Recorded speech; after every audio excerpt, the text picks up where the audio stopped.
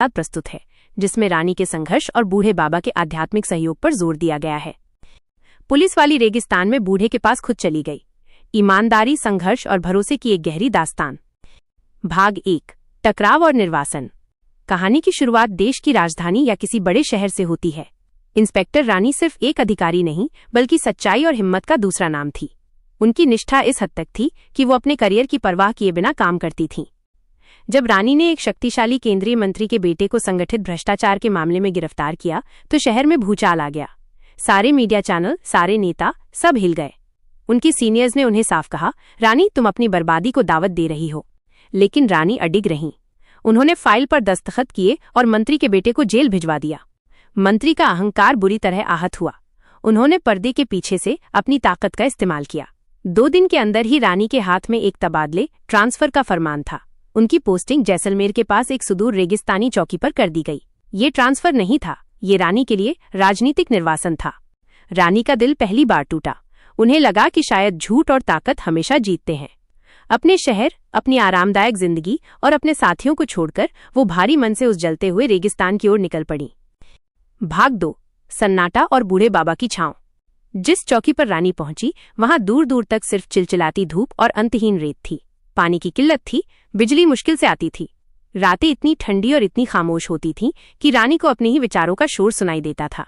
वो अपनी ड्यूटी कर रही थीं, लेकिन उनके अंदर की आग बुझ चुकी थी।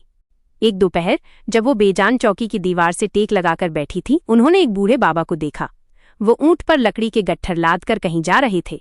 उन्होंने रानी को देखा, ऊंट रोका और अपनी सूखी रोटी का एक टुकड़ा रानी की तरफ बढ़ाया। बाबा की आंखें अद्भुत थीं, उनमें करुणा और अनंत धैर्य का भाव था। बाबा ने पहली बार रानी से कहा, बेटी, ये तपती रेत सिर्फ जमीन पर नहीं है, ये तुम्हारे अंदर भी बैठ गई है। रानी चौंक गई। उन्होंने पूछा, आप कौन हैं? बाबा हंसे, मैं तो बस इस रेगिस्तान का एक बाशिंदा हूं, लेकिन तुम्हारे दिल के हालात यहां तक सुनाई देते हैं। उन्होंने गहरी सांस ली और बोले, जब इंसानियत का रास्ता कठिन हो जाए तो अपनी नजर जमीन पर नहीं, उस रब पर टिकाओ जिसने तुम्हें ये हिम्मत दी है। भाग 3, आंतरिक शांति और वापसी की राह। बूढ़े बाबा रोज उसी रास्ते से गुजरते और रानी उनसे 2 पल बात करती। उनकी बातचीत में कोई चमत्कार या जादू नहीं होता था। बाबा सिर्फ रानी को जीवन का सही नजरिया देते थे।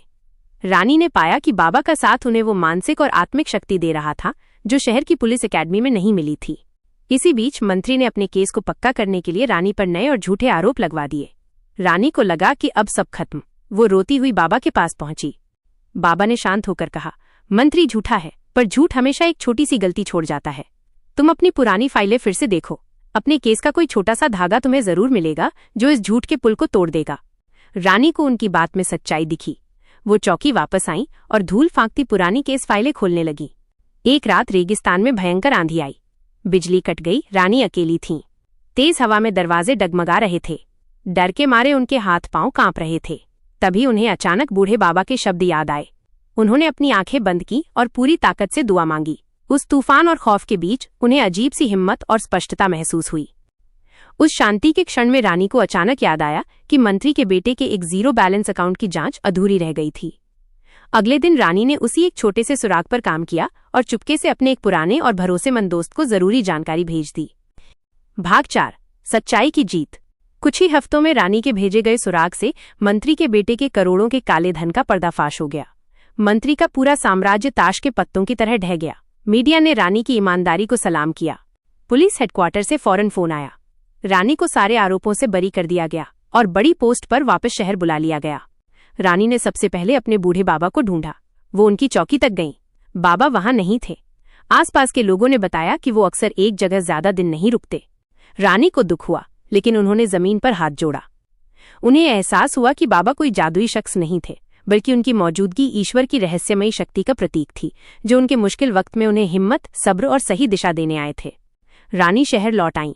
अब वो एक बड़ी और शक्तिशाली अफसर थीं, लेकिन हर जरूरी फैसला लेने से पहले वो उस रेगिस्तान के तूफान वाली रात को याद करती, जहां उन्हें बूढ़े बाबा की आंखों में अपनी सच्चाई का अक्स दिखा था।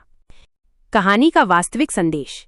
सच्चाई का रास्ता अक्सर हमें अकेलेपन और निराशा की सबसे मुश्किल घड़ियों में डाल देता है, लेकिन जब हम अपनी ईमानदारी पर अटल रहते हैं तो ईश्वर या कायनात, यूनिवर्स हमारी मदद के लिए किसी शांत, अनुभवी और नेक इंसान को जरूर भेजती है। बाहरी ताकत नहीं, बल्कि हमारा भीतरी विश्वास ही असली शक्ति है। उसका अंत एक शक्तिशाली संदेश पर हुआ। इस कहानी को एक अंतिम और प्रेरक सोच, इंस्पिरेशनल थॉट के साथ समाप्त करते हैं। निष्कर्ष और अंतिम सोच। रानी अब शहर लौट चुकी थी। उसके हाथ में बड़ी ताकत थी, लेकिन उसका दिल अब भी उस रेगिस्तान में बसे बूढ़े बाबा के पास था। वो जानती थी कि उसे प्रमोशन उसकी ईमानदारी के कारण मिला, लेकिन उसे सच्चाई पर टिके रहने की शक्ति उस वीरानी में मिली थी। अब वो हर केस को सिर्फ एक फाइल नहीं मानती थी। जब भी कोई उलझन होती, वो अपनी आंखें बंद करती और उस रेगिस्तान की तूफानी रात को याद करती, जहां उसे एहसास हुआ था कि बाहरी दुनिया कितनी भी खतरनाक क्यों न हो, अगर दिल में सच्चाई और इरादों में दृढ़ता हो तो इंसान कभी अकेला नहीं होता। रानी ने हमेशा के लिए सीख लिया था कि सबसे बड़ी ताकत पद या बंदूक नहीं, बल्कि हमारा अडिग विश्वास है, और ये विश्वास ही हमें जीवन के सबसे मुश्किल रेगिस्तानों से बाहर निकालता है।